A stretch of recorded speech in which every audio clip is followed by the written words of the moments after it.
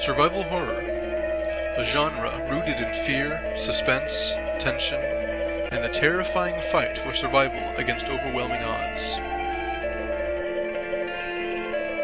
Being a favorite genre of ours, we at Braindead Studios wondered about where it had all begun. And here's what we found out.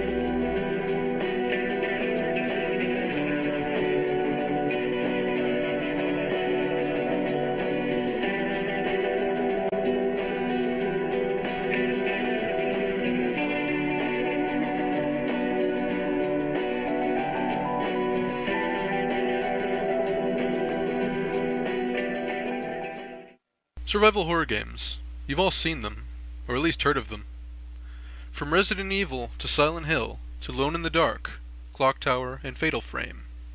All of these games have something in common, something that isn't usually present in most other games.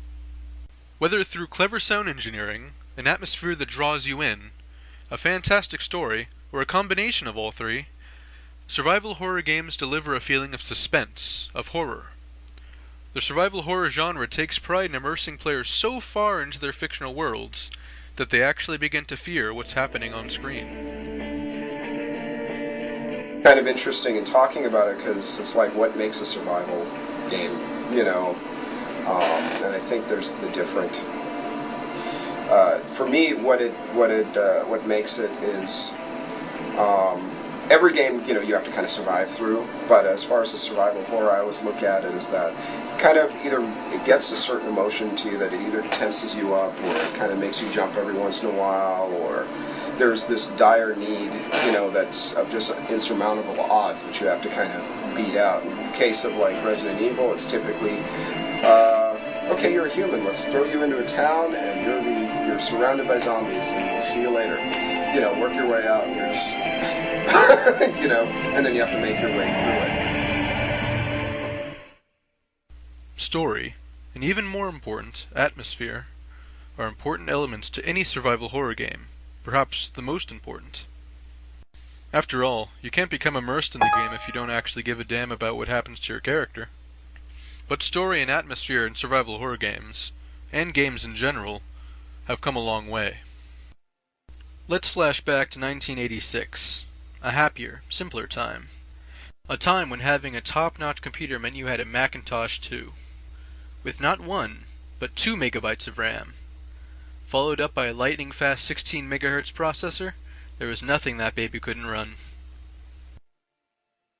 In 1986, a game called Uninvited was introduced to the Mac, and later ported to the Nintendo Entertainment System.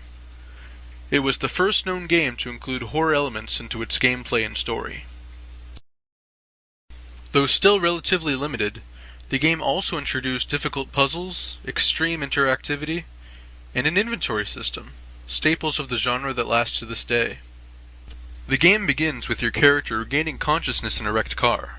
It seems that while traveling with your kid brother at night, a shadowy figure appeared on the road in front of you, causing you to swerve off the road and crash. With your brother missing, you have no choice but to search the ominous mansion nearby.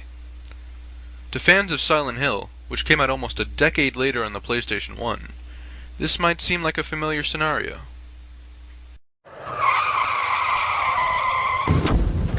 In 1992, a game called Alone in the Dark was released for the Mac OS and DOS. It was a revolutionary game based on the puzzle-solving template of the LucasArts adventure games, such as Indiana Jones and the Fate of Atlantis, where gameplay revolved more around solving puzzles than combat and action. But instead of clicking objects in locations with a mouse, you controlled the main character with the arrow keys, with a control scheme not unlike controlling a tank. To fans of the Resident Evil series prior to 2006, it was more or less exactly the same. Another thing that Resident Evil borrowed from Alone in the Dark were the fixed camera angles and pre-rendered backgrounds. Being the first game of the genre to be represented in 3D, it allowed the developers to create much more dynamic camera angles that were previously unattainable on a 2D plane.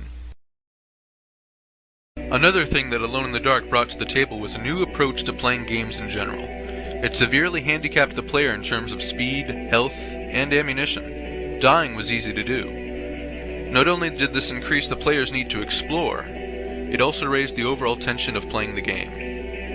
These elements are found in abundance in survival horror games today. Next comes Clock Tower, a revolutionary game released on the Super Nintendo in 1995. Like Alone in the Dark, Clock Tower's roots are based in the old adventure game point-and-click format, although Clock Tower didn't venture as far as Alone in the Dark did. Clock Tower offered a very new perspective to survival horror games: helplessness. The main character, Jennifer, was unable to fight and could only run and hide from any dangers she might come across, namely a creepy maniacal child with cutting shears named Bobby. There were over 9 endings in Clock Tower, one of the first games that allowed players to choose their own paths. Unpredictability was a major theme of the game, and the puzzles that Jennifer would have to solve, and the areas that her stalker would assault her in, were completely random, keeping the player guessing. Clock Tower is one of the most important games in the history of survival horror, because it succeeded in making the player feel as though he or she was not in control, one of the primary factors in what makes a game scary.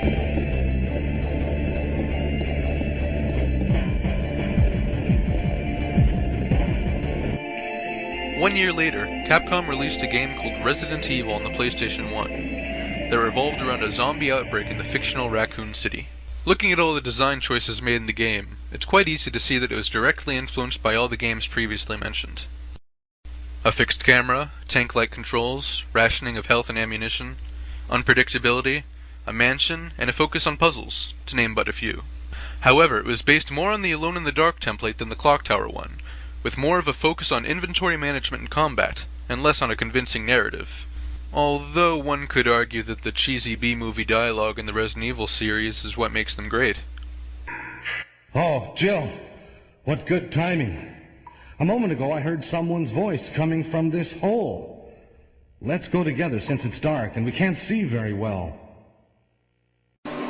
Genre-based, horror type scenario is mainly elements that you're going to be creating fear. You can take any video game. You can take the most cutest, fluffiest little Hello Kitty Adventure Island. Put a little bit of twist darkness to it, make it a first person, add the ambient sound to the background, bats flying behind her head, have a bat steal the boat, you have fear. You don't want the cute little kitty to get killed, but hey, decapitation happens.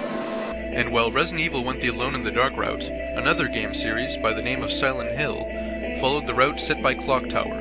The Silent Hill series follows a seemingly unrelated number of unlikely heroes and heroines as they explore the cursed and hellish town of Silent Hill. The narrative and atmosphere is definitely the focus of the Silent Hill series, aiming not only to deliver a constant sense of tension and dread, but also a sense of empathy with the main characters.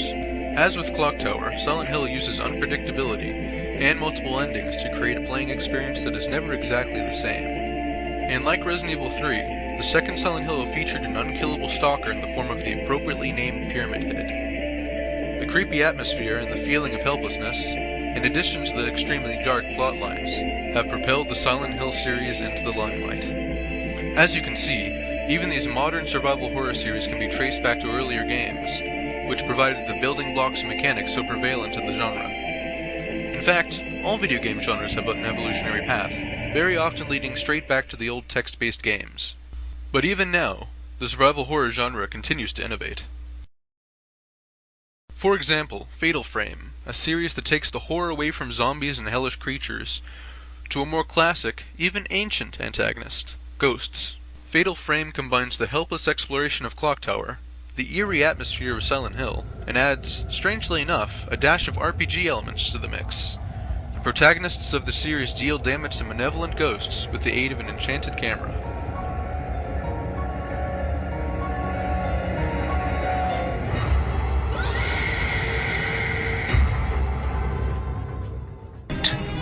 I chose the impossible.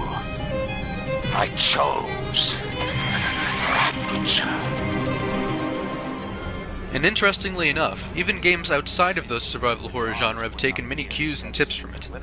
Games such as BioShock, Stalker, and Fear have fantastic atmosphere and writing and very tense gameplay, often thrusting the player into a hopeless scenario where all you can do is run.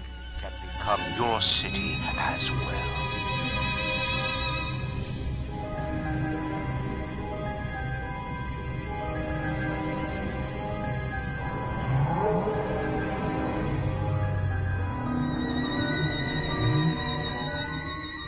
In conclusion, survival horror games have come a long way. From text-based and 8-bit graphics to games that practically simulate interactive horror movies, we can only wonder what awaits us in the future. And until next time, this has been Alex Miller from Braindead Studios, signing out.